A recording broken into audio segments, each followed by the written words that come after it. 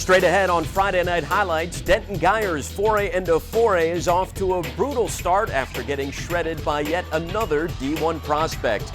Could Lake Travis continue to sink the competition in their inaugural jaunt through 5A? And is the high school fate of Ricky Seals-Jones sealed after a potential devastating injury in Week 1? We'll find out next on Friday Night Highlights.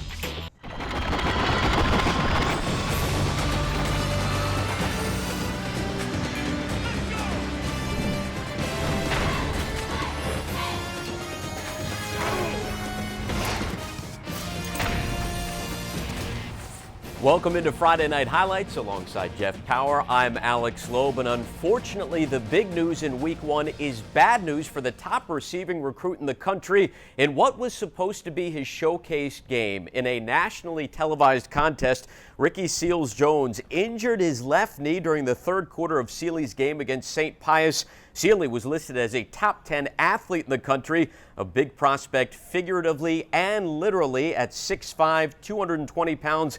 Now sidelined indefinitely. Let's take a look how it happened. There's the man of the night, Ricky Seals-Jones. He did not disappoint. Think the pressure was on in this one? Check out how Texas A&M coach Kevin Sumlin arrived via helicopter midway through the first quarter, scoreless until Seals-Jones takes it himself, and he's gone 71 yards for the score. Just like that, Sealy goes up 7-zip after the extra point. Ricky Seals-Jones, 6'5", 220 pounds, untouched. He is so incredibly fast. Look at that, he breaks right through the hole. 213 yards rushing on just 12 carries. So effective on offense and defense as well. 4th and 1 for St. Pius. The swing pass is going to head out to Micah Massey, and there's Seals-Jones with the stop, turnover on down. Watch as he gets off his receiver, makes the tackle right there. Nice job on the 4th and 1 play. So St. Pius possibly a little bit sick of hearing about Seals-Jones. They have a star of their own, quarterback Cole Stewart.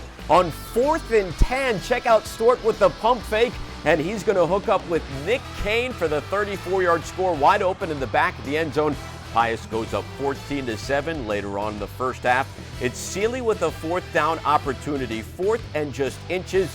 They're not going to give it to Seals-Jones. Instead, here's the short handoff. They get stuffed, and St. Pius goes into the half with a 21-7 lead.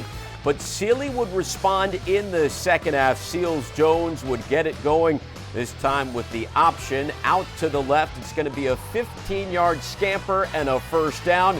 And a few plays after that, we would have a 1st and goal situation for Sealy. It's Seals-Jones from 6 yards out. All of a sudden, it's a 7-point game, 21-14 St. Pius.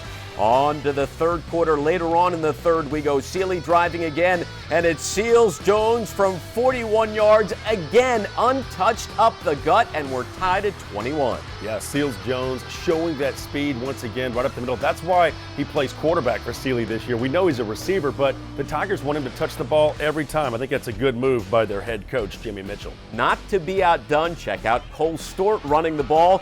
He avoids the pressure and turns a potential sack and a loss into a big gain of 1st down and more as St. Pius moves the flags. Next play, 1st and 10 for Pius, and it's Stewart getting it done through the air. He finds Brian Newman for the 33-yard score, and Pius jumps back in front. Yeah, Seals-Jones trying to go for the strip there in the end zone after getting burned on the play.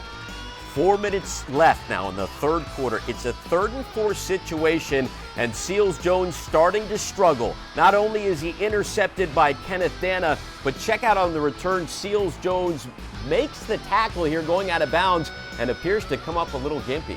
Well, give him credit for at least after he throws the pick, turns around, sprints downfield knowing he's one of the fastest players on the field.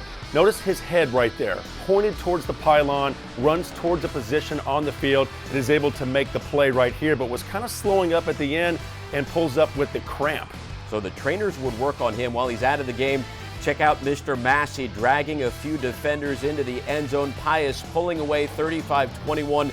Now Seals-Jones decides to come back in the ball game, and this is where the big injury took place. Later on, still in the third quarter, 1st down for St. Pius. Seals-Jones with an aggressive tackle here, saving a touchdown, but this time he seriously appeared to injure his left knee. Yeah, he goes for the strip, and then he tries to make the tackle here late. Watch his leg kind of buckle right there, the knee, and That's a tough blow for Sealy. They really lose 3 players here because he plays receiver, quarterback, DB, and he returns punts. He would not return from this one, taken off the field on a stretcher as St. Pius goes on to take this one 45-21. All right, Jeff is back with us now for your PowerPoint presentation. Some good finishes in week 1. What impressed you most? Well, let's talk about that Cedar Park game right now. They're now 0-2 on the young season. They fall 17-14 on a last-second field goal, but really it was about turnovers and their inability to score inside the red zone. I've been a little bit surprised by that, but they do have a new quarterback under center, and maybe when Cedar Park gets into district play and stops playing 5A teams, they might be a little bit better off. Lake Travis is a team that, I tell you what, they moved right into 5A, and it's like nothing even happened because they, of course, won 5 consecutive state championships in Class 4A. They move up and have 2 back-to-back impressive victories. Of course, they knocked out Converse Judson in week 0, as we call it, and then the victory over New Braunfels Canyon was just convincing as can be. Baker Mayfield, probably the best quarterback right now going in the Central Texas area. Everybody seems to be panicking right now over Denton Guyer, except for their head coach, John Walsh. They're 0-2, but it's non-district play. Are you concerned? Well, you know, he loses his son, who's the quarterback now at the collegiate level, and not to read anything into that, but Denton Guyer, tough schedule to start the season off, of course, playing Cedar Hill to open things up. But the fact that they're 0-2, I would be more concerned right now by their defense, giving up a lot of points right now, and that's probably been the most disappointing thing for them right now. In fact, 54 points in both games. I mean, that's almost unheard of in high school football. They've got to shore up that defense. Let's hope they pick it up in district play. Talking about Allen, we knew their stadium was going to be the big showcase event coming into the season. Is the team surprising you, consider they're ranked nationally among the top 25 in the country? Yeah, I think they might be the best team right now in Class 5A. Now, Skyline's right there with them, but I tell you what, Skyline's got all those prospects that are coming out that are going to be playing college football next season, but Allen's just getting it done with fundamentals, and they're playing good, solid football. I think the $60 million stadium has got them fired up over there in Allen. This might be the best football program in the state of Texas right now. All right, we'll have more from Jeff coming up in just moments, but still to come, would Westlake prevent one school from clinching their first non-district winning record since 2003? We'll find out next.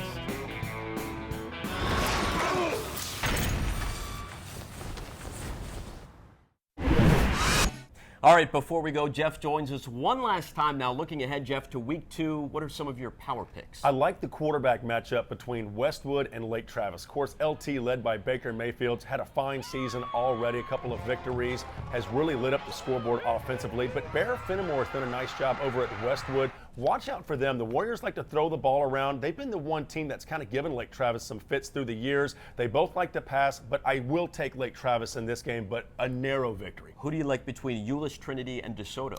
Interesting matchup. Both teams playing out of state in the early going here. Euless Trinity, I think, will win this game. But Claude Mathis, he's a great coach for DeSoto. Of course, they're back in the state now, and they've got a tough schedule as well. But I really think Euless Trinity is just a little bit better than DeSoto right now. All right, we're about to let you off the hot seat. One more pick. Cibolo Steele going up against Kerrville. Yeah, Kerrville-Tybee, an interesting team. Of course, Johnny Manziel, now the quarterback at Texas A&M. What can they do without him? Well, they've been doing pretty good so far. And then you look on the other side of the ball, and this is a Cibolo Steele football team that's had a lot of running backs. Of course, Tommy Armstrong now at Nebraska, but they look pretty strong so far in the early going. I will take Steele in that game. All right, the high school football season off to a good start. That will do it for this edition of Friday Night Highlights. For Jeff Power, I'm Alex Loeb. Thanks for watching and enjoy the games.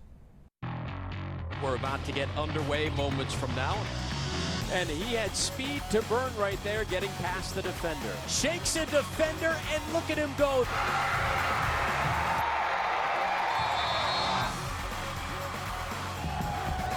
Goodbye, Ricky Seals-Jones. And Heritage gets right back on the board. Finds his man downfield.